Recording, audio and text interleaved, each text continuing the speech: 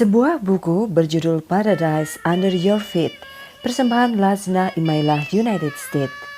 Buku pedoman para ibu muslim Ahmadi dalam tarbiyat anak-anak. Kini dalam terjemahan bahasa Indonesia. Audiobook Surga di Bawah Telapak Kakimu bersama Putri Sumirat. Bab 3, Usia Balita dan Prasekolah. Hazrat Abdullah bin Umar radhiyallahu an mengisahkan, saya mendengar Nabi Muhammad SAW bersabda, masing-masing dari kamu bertanggung jawab dan masing-masing dari kamu akan ditanya tentang tanggunganmu. Pendahuluan. Masa ini merupakan masa paling penting untuk meletakkan pondasi tarbiyat, dimulai dari usia 2 tahun hingga anak-anak memulai pendidikan di taman kanak-kanak, yakni sekitar usia 5 tahun. Semua yang diajarkan pada masa ini akan memberikan efek jangka panjang dan akan menjadikan pekerjaan di tahun-tahun selanjutnya lebih mudah, sehingga seorang ibu harus memperhatikan tahun kritis ini. Jika orang tua berpikir bahwa mereka memiliki waktu dan dapat memulai pendidikan anak mereka ketika anak-anak lebih dewasa, maka orang tua tersebut telah membuat suatu kesalahan besar. Pada usia ini, anak-anak menghabiskan sebagian besar waktu mereka bersama ibu mereka. Karena itu, ia dapat memanfaatkan masa-masa tersebut dan mengajarkan nilai-nilai Islam sebelum pengaruh dari lingkungan mempengaruhi mereka. Karena itu sangatlah penting untuk menciptakan sebuah lingkungan yang islami di dalam rumah sehingga anak-anak di usia balita dan sebelum sekolah dapat diperkenalkan terhadap praktik-praktik islami di usia muda. Ingatlah, di usia ini anak-anak seperti sebuah busa dan akan menyerap atmosfer di sekitar mereka serta meniru perilaku di sekitar mereka. Faktanya, mereka seperti tanah liat yang dapat dibentuk dengan perhatian dan kesabaran. Sehingga sangatlah penting pada usia ini, suasana rumah dipenuhi dengan atmosfer mengingat Allah yang Maha Kuasa.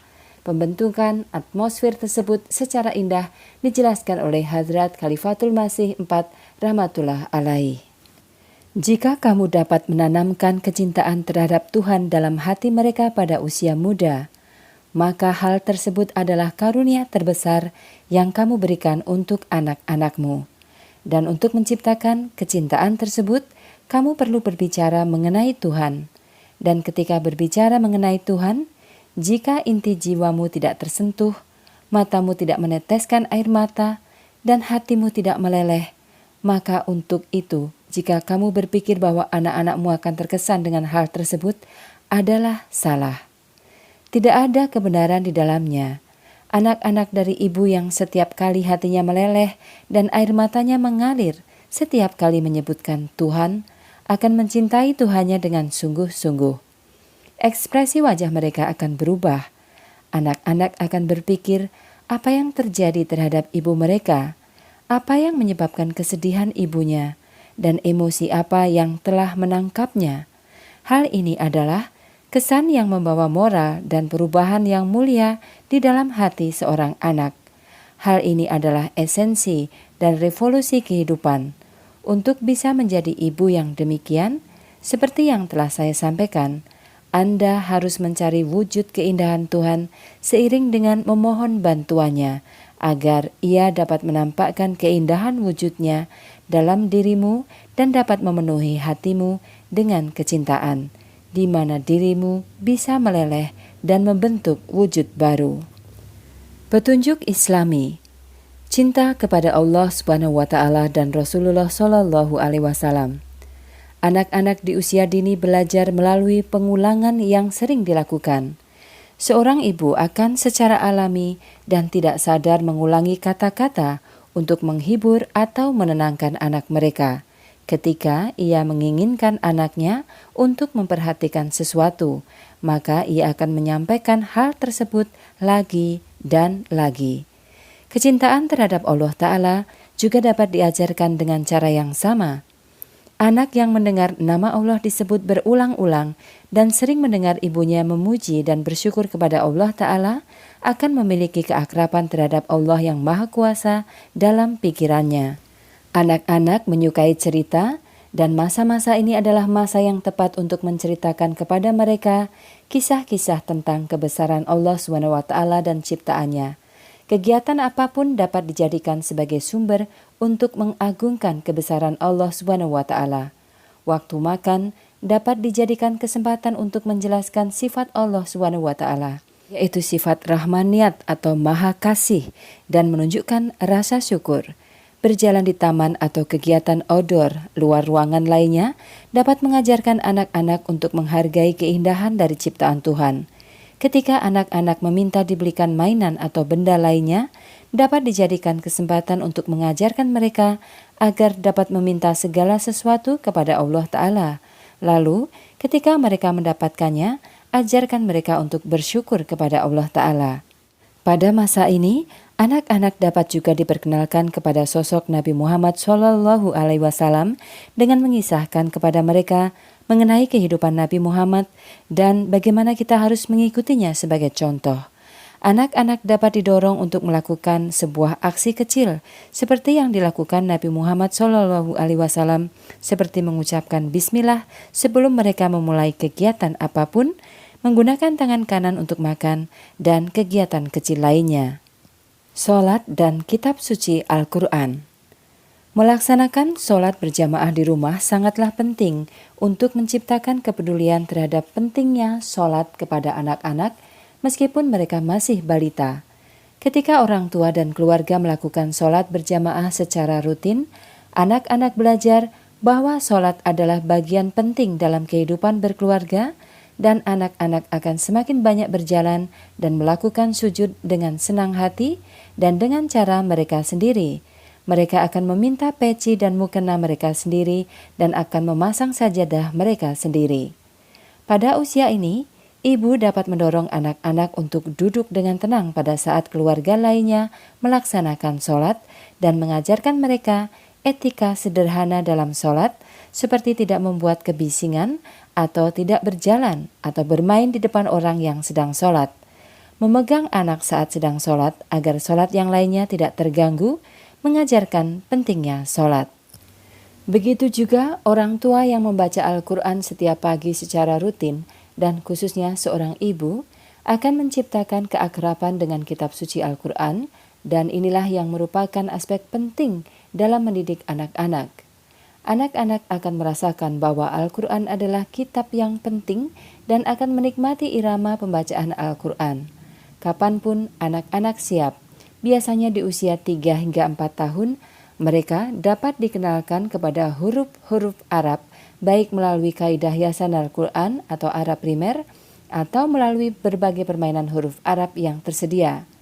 Muslim Television Ahmadiyah MTA menyediakan berbagai program yang tepat untuk mengajarkan kaidah dan juga menyiarkan at-tartil yang akan mengajarkan bagaimana cara melafalkan pembacaan Al-Quran yang benar. Kedua program tersebut juga tersedia online sebagai tambahan pelajaran untuk pembaca Al-Quran untuk individu maupun grup. Ramadan. Pada usia 4 atau 5 tahun, anak-anak dapat diperkenalkan dengan Ramadan. Ibu dapat menjelaskan bahwa Ramadan adalah bulan spesial di mana malaikat Jibril mengunjungi Nabi Muhammad SAW untuk pertama kalinya.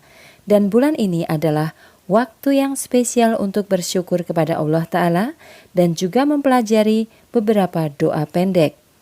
Mengajak anak-anak untuk mengikuti daras Quran di masjid atau melakukannya di rumah adalah kesempatan baik untuk mengajarkan anak-anak pentingnya kitab suci Al-Quran dan untuk duduk diam ketika mendengarkan Al-Quran adalah cara mengajarkan untuk menghormati Al-Quran. Doa-doa Islami. Anak-anak kecil pada umumnya memiliki memori yang kuat, sehingga masa-masa ini menjadi sangat tepat untuk mengajarkan kepada mereka doa-doa pendek dan surah-surah pendek dengan cara mengulang-ulangnya secara rutin. Anak-anak belajar dengan cepat pada fase ini dan biasanya menikmati membaca doa dengan surah-surah pendek untuk membuat senang orang dewasa, khususnya ketika mereka diberi hadiah atas usaha yang mereka lakukan. Beberapa doa yang bisa diajarkan kepada mereka diantaranya, Assalamualaikum. Gunakan salam secara rutin sehingga menjadi kebiasaan anak-anak dalam menggunakan doa ini ketika menyapa orang lain dibandingkan dengan ia mengatakan hai, halo, atau selamat tinggal. Faktanya, seluruh anggota keluarga harus membiasakan diri mengucapkan salam terhadap sesama. Pastikan juga anak-anak memberikan responnya dengan benar, yaitu dengan menjawab Waalaikumsalam. Bismillahirrohmanirrohim. Ajarkan anak untuk membaca ini sebelum memulai aktivitas apapun, khususnya sebelum makan. Jazakallah wa ahsanal jaza.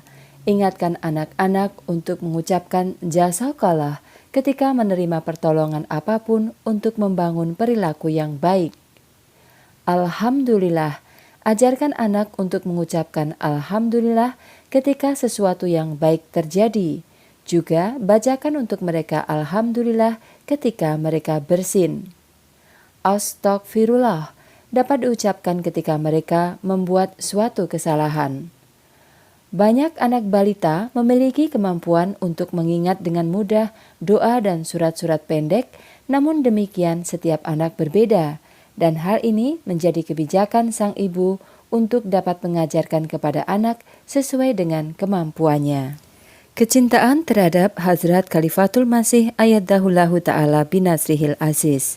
Setiap orang yang menyaksikan MTA akan dapat mengamati kegembiraan dan kecintaan yang ditunjukkan anak-anak terhadap Hazrat Khalifatul Masih Ayyadahullahu Ta'ala binasrihil aziz, baik pada saat anak-anak menyambut husur dalam sebuah tur atau ketika beliau berinteraksi dalam suatu program. Anak kecil secara naluriah akan tertarik terhadap hal-hal baik, sehingga ini merupakan waktu yang paling baik untuk memperkenalkan anak terhadap huzur melalui foto MTA, dan jika memungkinkan secara personal, lihatlah foto huzur secara reguler bersama dengan anakmu dan tunjukkan huzur dalam MTA. Ketika anak-anak melihat orang tuanya menyaksikan huzur dalam khutbah Jumat secara intens, mereka akan mulai menyadari bahwa huzur Ayyadahullahu Ta'ala binasrihil aziz adalah orang penting. Biarkan anak tahu bahwa kalian menulis surat kepada huzur. Sampaikan kepada mereka bahwa kalian menulis surat kepada huzur untuk memohon doa, dan ajak anak kalian untuk mengirimkan juga pesan kepada huzur Ayyadahullahu Ta'ala binasrihil aziz. Kegiatan jemaat menjadi hal yang penting untuk membawa anak-anak ikut serta dalam kegiatan-kegiatan jemaat secara rutin, sehingga mereka akan mulai belajar untuk menumbuhkan rasa memiliki terhadap komunitas jemaat dan mulai belajar menghormati masjid. Namun demikian dapat juga menjadi tantangan untuk ibu, khususnya jika ia memiliki lebih dari satu anak balita. Karena banyak ibu yang ada di kondisi seperti ini telah merasakan bahwa sulit sekali untuk dapat pergi ke acara-acara jemaat, istima ataupun jalsah dengan membawa anak kecil atau balita. Namun demikian, mengupayakan hal tersebut menjadi sangat penting sebagai momen latihan untuk seorang ibu muda maupun untuk anaknya. Seorang ibu harus memperhatikan agar anak-anak mereka tidak mengganggu ibadah orang lain maupun jalannya acara. Beberapa saran agar anak dapat dilatih untuk duduk dengan tenang dalam masjid dan juga pertemuan-pertemuan jemaat. Latih anak untuk duduk tenang dan berperilaku baik di ruang publik mulai dari rumah. Ingatlah bahwa Anda yang bertanggung jawab atas anak Anda. Anda yang membuat aturan, bukan sebaliknya. Lakukan latihan ini di rumah saat anak Anda berusia 1 tahun. Duduklah dengan anak di pangkuan Anda. Ketika ia mulai menggeliat dan ingin turun, tahan ia dengan lembut dan tetaplah memegang tangannya dan berbicara dengan lembut. Setelah beberapa menit, biarkan ia turun. Lakukan ini secara rutin. Semakin lama, tingkatkan lama waktu sebelum Anda mengizinkan ia untuk turun. Pujilah ia karena ia telah mendengarkan Anda, dan anak Anda lama-kelamaan akan mengerti maksudnya bahwa ia dapat turun ketika Anda mengizinkannya, bukan ketika ia menginginkannya. Hal yang menjadi lebih sulit adalah mengontrol anak ketika anak lain tidak menunjukkan perilaku baik. Namun, jangan menyerah. Ajaklah ibu lain untuk bersama-sama melakukan upaya disiplin. Jika anakmu mulai berteriak atau menangis, bawa ia keluar, tenangkan ia, lalu kembali ke dalam pertemuan. Jika Anda mengizinkan ia untuk tetap berada di luar dan bermain, ia akan mengulang perilaku tersebut lagi. Peganglah bayi atau balita selama sholat. Jika dibutuhkan, tinggalkan area sholat dengan anak Anda dan tawarkan sholat setelahnya. Ketika seorang anak berusia 2 atau 3 tahun, ajarkan dia apa itu masjid dan mengapa berperilaku tenang itu menjadi sangat penting. Pastikan Anda juga menjadi contoh yang baik untuk anak-anak. Jaga agar anak Anda berada di samping Anda sepanjang waktu. Ini adalah kewajiban Anda untuk mengawasi mereka.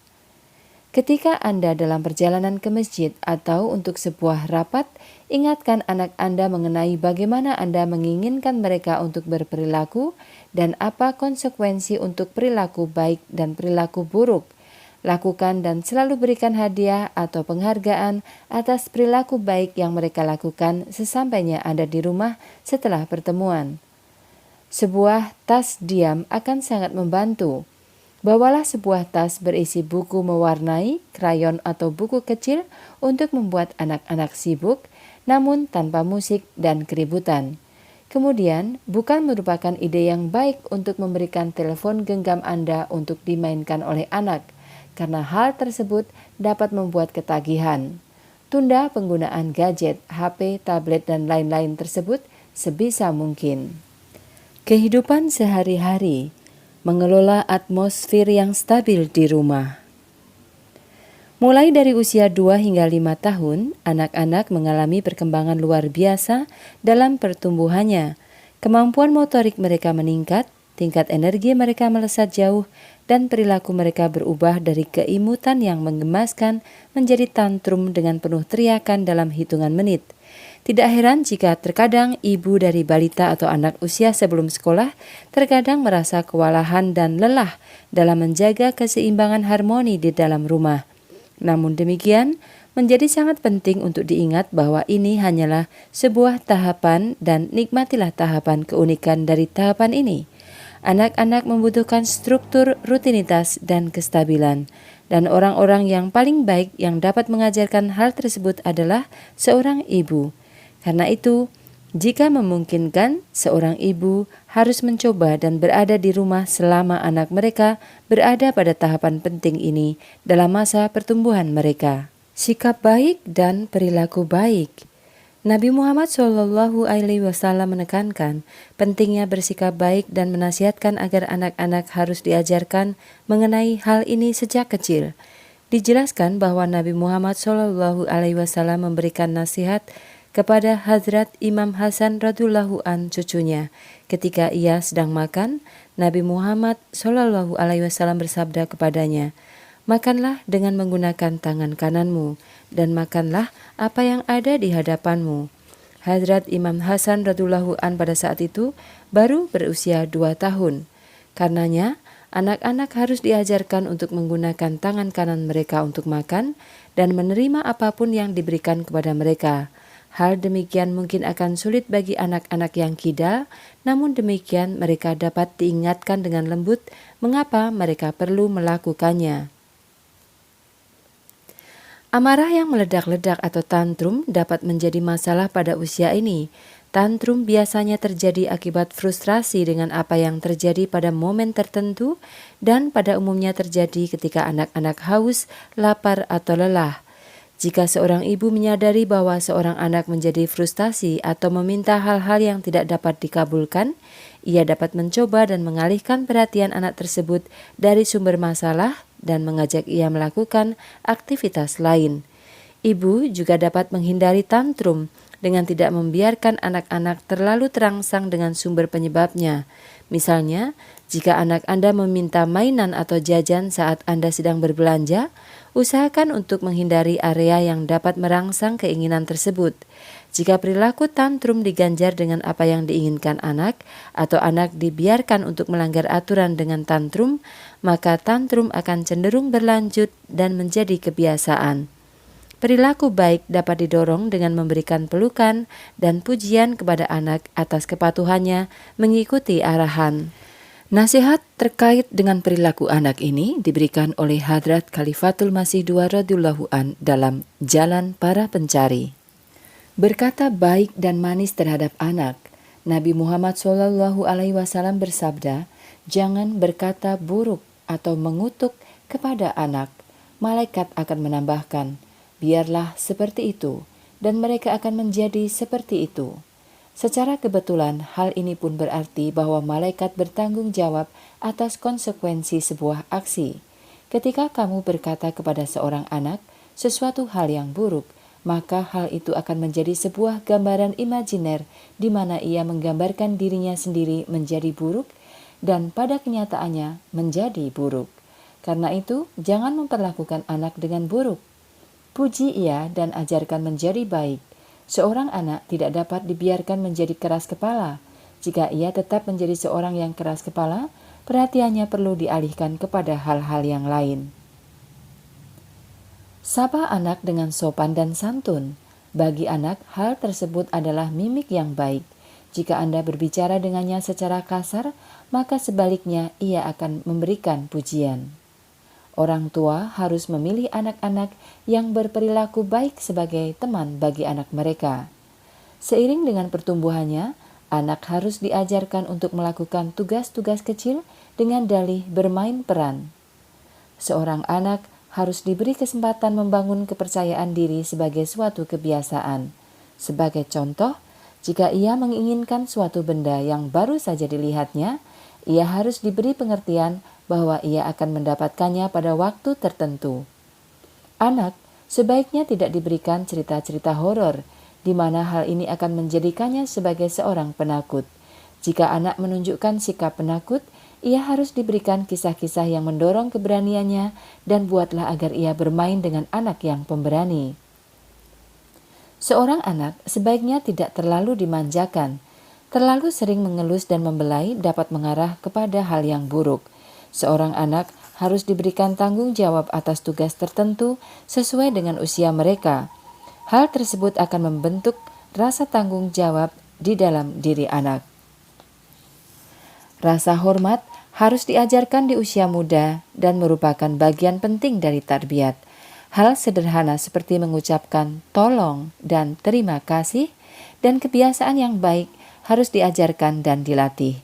Anak-anak harus diajarkan untuk menghormati orang tua mereka, orang yang lebih tua, saudara, hewan, dan seluruh keluarga dan teman. Sangatlah penting untuk mengajarkan anak-anak tentang rasa hormat sejak usia muda, sebab seiring dengan tumbuhnya mereka menjadi semakin dewasa, mereka akan terus memiliki rasa menghargai dan menghormati untuk orang-orang yang ada di sekitar mereka. Mereka akan tumbuh sebagai orang-orang dewasa yang percaya diri dan menghormati orang tua tanpa meningkatkan ego atau arogansi. Nabi Muhammad SAW bersabda, "Hormati anakmu dan ajarkan mereka perilaku yang baik." Orang tua juga harus memperlakukan anak-anak mereka dengan penuh perhatian dan cinta ketika sedang mendidik, karena hal ini akan menjadikan mereka bermartabat, menghargai diri sendiri, dan memiliki kualitas moral yang tinggi. Menghargai orang lain sangatlah erat kaitannya dengan kecintaan terhadap Allah Ta'ala.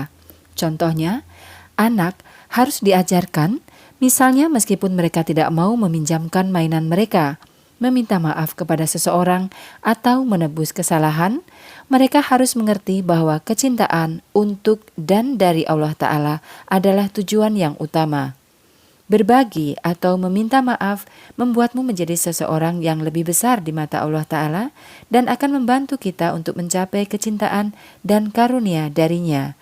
Kerendahan hati adalah sebuah kualitas yang tidak ternilai harganya dan harus ditanamkan dalam diri anak-anak kita untuk membantu mereka menjadi orang yang santun dan penuh perhatian. Kisah kebaikan dan saling menghormati dari kehidupan Nabi Muhammad SAW dan para sahabat radhiyallahu an dapat disampaikan kepada anak-anak. Nabi Muhammad SAW juga bersabda, kebersihan adalah sebagian dari iman. Kebiasaan menjaga kebersihan tentu harus diajarkan sejak usia dini, karena hal tersebut memiliki hubungan langsung tidak hanya dengan kesehatan dan higienitas anak, namun juga terhadap pikirannya. Bagaimana kamu bisa menjaga kebersihan di dalam diri seorang anak jika kebersihan luarnya tidak kamu jaga? Jagalah kebersihan tubuh anak. Efeknya terhadap pikirannya akan sangat besar. Sebagai konsekuensinya, anak tersebut akan menjadi seorang yang berpikiran bersih dan akan tahan terhadap dosa-dosa yang disebabkan oleh ketidakbersihan. Langkah pertama dalam kebersihan adalah kebersihan pribadi. Seorang anak yang telah terbiasa bersih sejak balita akan secara otomatis mengembangkan hal ini sebagai suatu kebiasaan. Khususnya, sangat penting menjaga kebersihan anak setelah buang air kecil atau buang air besar. Meskipun popok yang ada saat ini memiliki daya serap tinggi dan dapat menjaga kulit bayi tetap kering, sangatlah penting untuk membersihkan anak sesering mungkin, sehingga akan semakin kecil kemungkinan seorang anak terkena ruam atau infeksi saluran kandung kemih. Seiring dengan pertumbuhannya, hal ini pun akan mendorong kebiasaan ia untuk menjaga kebersihan tubuhnya setelah menggunakan toilet. Karena kebersihan sangatlah penting, anak perlu mempelajarinya sejak usia dini, terutama mengenai bagaimana pentingnya mencuci tangan sesering mungkin, menyikat gigi secara rutin, dan selalu menjaga kebersihan. Hazrat Khalifatul Masih II radhiyallahu an juga menekankan akan pentingnya menjaga keteraturan dalam rutinitas anak dan khususnya teratur dalam buang air besar. Ia menyarankan bahwa seorang anak perlu dibantu untuk membiasakan diri agar buang air besar pada waktu tertentu, karena dengan demikian anggota badannya akan merasakan ketepatan waktu. Ia pun menekankan bahwa seorang anak yang menjalankan rutinitasnya secara reguler akan siap membiasakan diri dalam berdoa dan berpuasa dan dapat menahan sifat cepat marah dan ketidaksabaran. Juga ia belajar untuk tidak menunda-nunda pekerjaannya. Nutrisi dan kesehatan.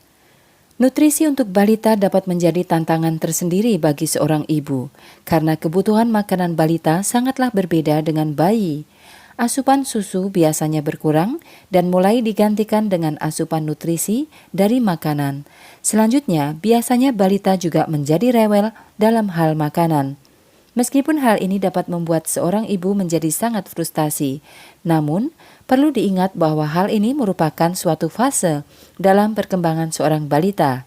Hal tersebut akan semakin membaik seiring berjalannya waktu, dan perilaku yang tenang dan positif akan menjadi lebih baik untuk ibu dan anak.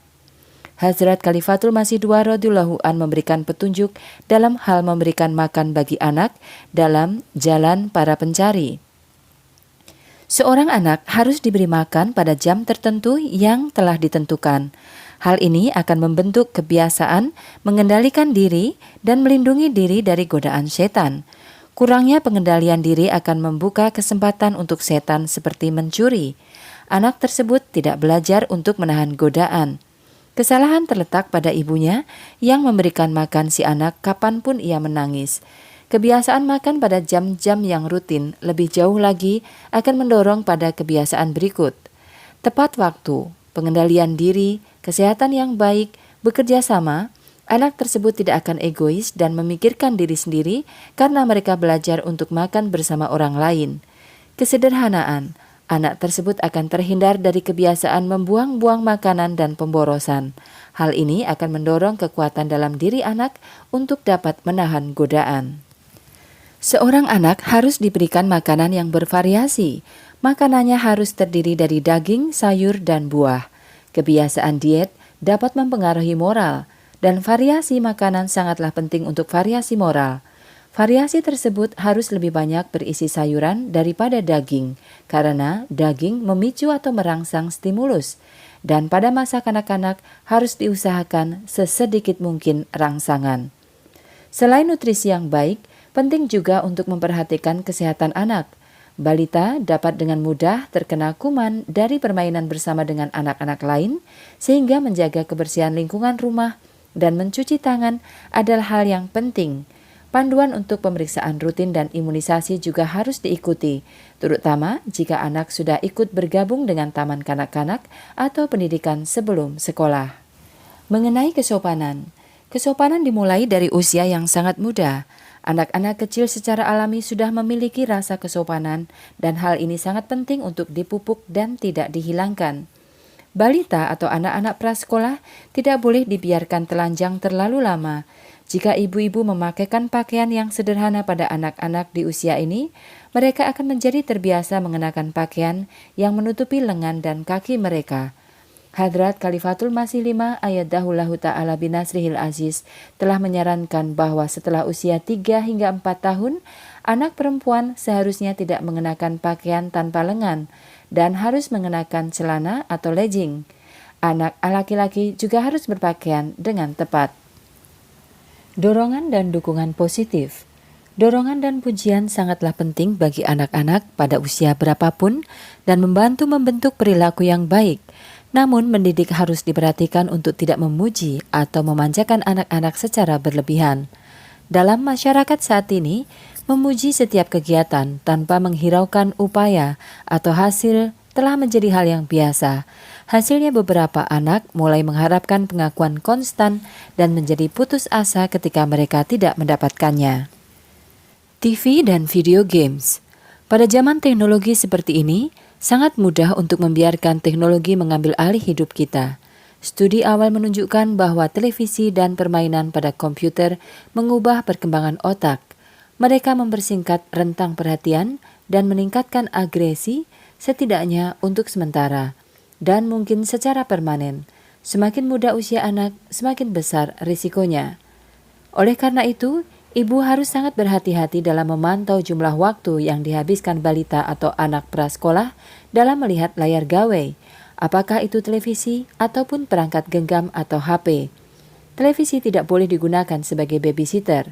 iPad dan perangkat lain semacam itu sangat interaktif dan karenanya sangat adiktif, tidak seperti televisi yang lebih mudah dilepas.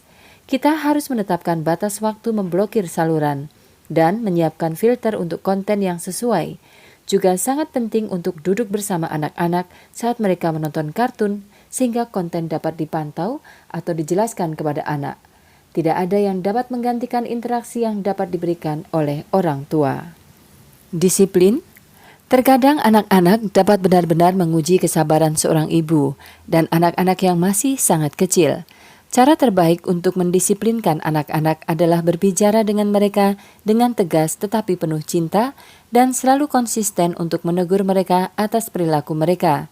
Jika seorang ibu marah dan berteriak kepada anaknya, usahanya untuk mendisiplinkan anak akan menjadi tidak efektif dan lebih jauh akan mengajarkan anak untuk melakukan hal yang sama.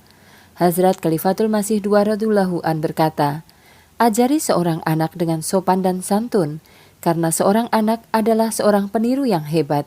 Jika Anda mengajarkannya dengan kasar, hal tersebut akan dikembalikan dalam bentuk yang sama. Bagaimanapun juga, tidak harus menggunakan hukuman fisik. Hazrat Masih Maud alaihissalam bersabda, saya percaya bahwa memukuli anak-anak dalam rangka menghukum anak-anak yang berperilaku buruk dan menjadikan hal tersebut seolah-olah itu merupakan petunjuk Allah dalam membimbing dan melatih anak-anak merupakan salah satu bentuk dari syirik atau mensekutukan Tuhan.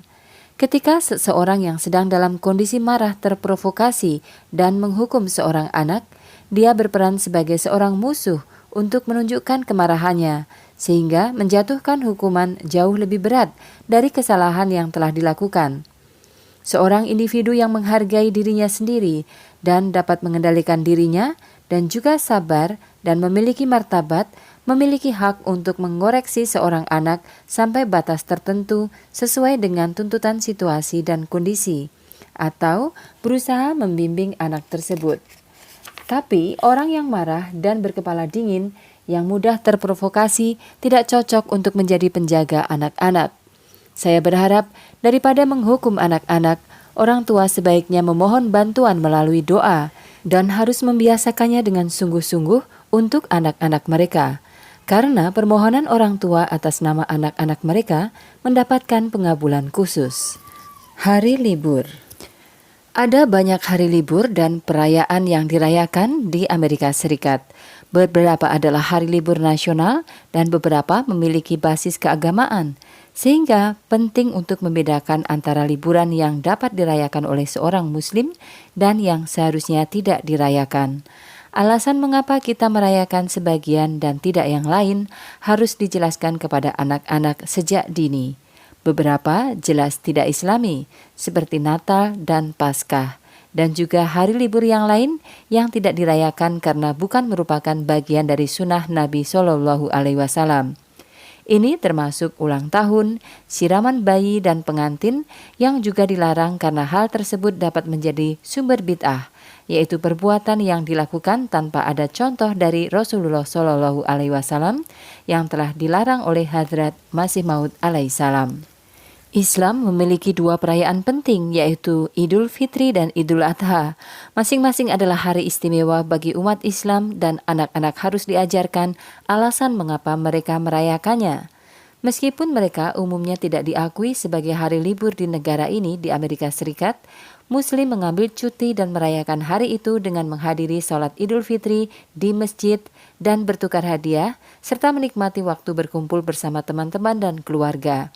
Hari tersebut menjadi lebih menarik lagi untuk dirayakan anak-anak dengan cara melibatkan mereka dalam mendekorasi rumah dan mengambil bagian dalam menyiapkan makanan dan permen serta kegiatan lainnya. Hari libur nasional seperti Hari Pahlawan atau Hari Libur Nasional di Amerika Serikat dalam rangka memperingati meninggalnya pahlawan yang gugur di medan perang, Hari Kemerdekaan, Hari Buruh, dan Thanksgiving, yaitu hari libur nasional Amerika Serikat dalam rangka merayakan keberhasilan panen dalam satu tahun, tidak memiliki dasar agama dan masyarakat Muslim Amerika dapat menunjukkan kesetiaan mereka terhadap negara dan dapat berpartisipasi dalam kegiatan tersebut. Natal dan Paskah didasarkan pada keyakinan Kristen dan tidak dirayakan oleh umat Islam. Selain itu, ada beberapa hari libur yang mungkin tampak tidak berbahaya tetapi berakar dari agama. Contohnya adalah Hari Valentine dan Halloween. Hazrat Khalifatul Masih V ayat dahullahu ta'ala binasrihil aziz memperingatkan tentang Halloween dalam khutbah Jumat 29 Oktober tahun 2010. Beliau bersabda, "Praktik ini adalah kejahatan yang tersembunyi. Muslim di barat mengadopsinya. Anak-anak berdandan dengan kostum dan pergi dari pintu ke pintu meminta sesuatu untuk menghibur makhluk halus. Gagasannya adalah bahwa jika sebuah rumah memberikan sesuatu kepada anak-anak yang mengenakan kostum, maka yang mati tidak akan membahayakan rumah tersebut. Memang semua itu dianggap menyenangkan, tetapi gagasan di balik itu semua didasarkan pada syirik. Ini bertentangan dengan martabat seorang anak Ahmadi, berpakaian dengan cara yang aneh, dan pergi dari pintu ke pintu seperti pengemis, meskipun itu untuk sebuah coklat. Ahmadiyah harus memiliki martabat dan harus ditanamkan sejak kecil." Anak-anak akan diperkenalkan terhadap Halloween melalui TV, kegiatan prasekolah dan anak-anak lainnya. Pada usia muda ini, mereka mungkin tidak memahami tradisi menyembah berhala, namun mereka dapat diberitahu sesuatu seperti kami tidak meminta permen dari orang lain. Mari kita pergi ke toko untuk membeli beberapa permen sendiri. Menakut-nakuti orang lain dengan kostum bukanlah ide yang baik. Pada saat ini, kita juga dapat memilih untuk mengatur pertemuan kita sendiri. Hari Valentine juga berakar dari paganisme dan merayakan hubungan antara pria dan wanita, merupakan hal yang bertentangan dengan moral Islam. Penting untuk diingat bahwa kedua hari libur itu pada intinya ditujukan untuk keuntungan komersil, terutama industri permen, kartu ucapan, dan hadiah. Hari Ibu dan Hari Ayah dirayakan untuk menghormati orang tua dan merupakan konsep Islam. Meskipun orang Muslim diajarkan untuk menghormati orang tua mereka setiap hari. Meskipun tidak terlarang, kita harus mengajarkan bahwa setiap hari adalah Hari Ibu dan Hari Ayah dalam Islam dan menekankan pentingnya orang tua dalam Islam. Merayakan Hari Ibu dan Hari Ayah diperbolehkan selama tidak menjadi pengeluaran besar-besaran. Para ibu akan menghargai anak mereka atas tugas kecil yang dilakukan anak mereka, lebih dari sekedar hadiah yang mahal nilainya. Ulang tahun sering dirayakan dengan hadiah dan pesta dalam budaya Barat. Namun karena ulang tahun tidak dirayakan dalam Islam, anak-anak harus diajarkan sejak dini. Pesta dan pemberian hadiah tidak disarankan karena mereka dapat menjadi beban keuangan yang tidak perlu karena orang mencoba untuk mengalahkan satu sama lain. Akan tetapi, menyadari bahwa seorang anak 1 tahun lebih tua adalah hal yang berbeda. Kesempatan ini dapat ditandai dengan nawafil ekstra untuk anak.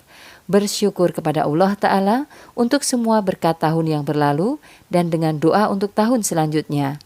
Penting untuk diingat bahwa kita harus memberi anak alasan dan alternatif bahkan pada usia yang sangat muda ini. Hanya mengatakan tidak akan berhasil dan akan menyebabkan kebingungan bagi anak ketika anak-anak tumbuh dewasa. Mereka dapat merayakan ulang tahun mereka dengan memberi kepada orang lain yang kurang beruntung daripada diri mereka sendiri, baik sebagai sumbangan atau hadiah untuk amal atau dengan membantu melalui layanan masyarakat jika mereka mampu. Tarbiyat Hazrat Amanjan radhiyallahu an. Sahib Syadi Amatul Matin Sahibah, putri dari Hazrat Kalimatul Masih II radhiyallahu an, telah menceritakan bagaimana neneknya, Hazrat Amanjan radhiyallahu an, melatihnya dengan cara yang penuh kasih dan ceria. Dia menceritakan bahwa di kediaman musim panas mereka di Dalhois, pada sore hari ketika anak-anak akan bermain di luar, Hazrat Amanjan radhiyallahu an akan memanggilnya ke kamarnya. Dia akan memberinya nampan berisi kacang lentil dan beras yang dicampur bersama. Anehnya, dia akan meminta cucunya untuk memisahkan kedua makanan tersebut.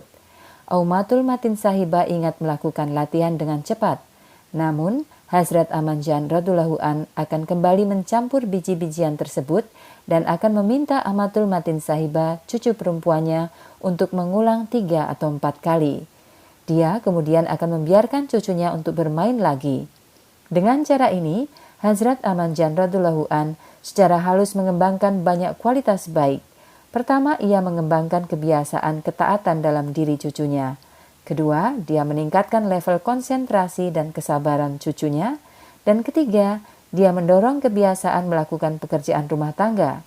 Semua ini adalah kualitas-kualitas esensial yang Hazrat Amanjan radhiyallahu an coba kembangkan dalam cucunya yang tidak diragukan lagi, tak ternilai harganya bagi dirinya dalam kehidupan dewasa. Dari buku Surga di Bawah Telapak Kakimu, audiobook bersama Putri Sumirat. Jangan lupa like dan subscribe channel ini sebelum melanjutkan episode berikutnya.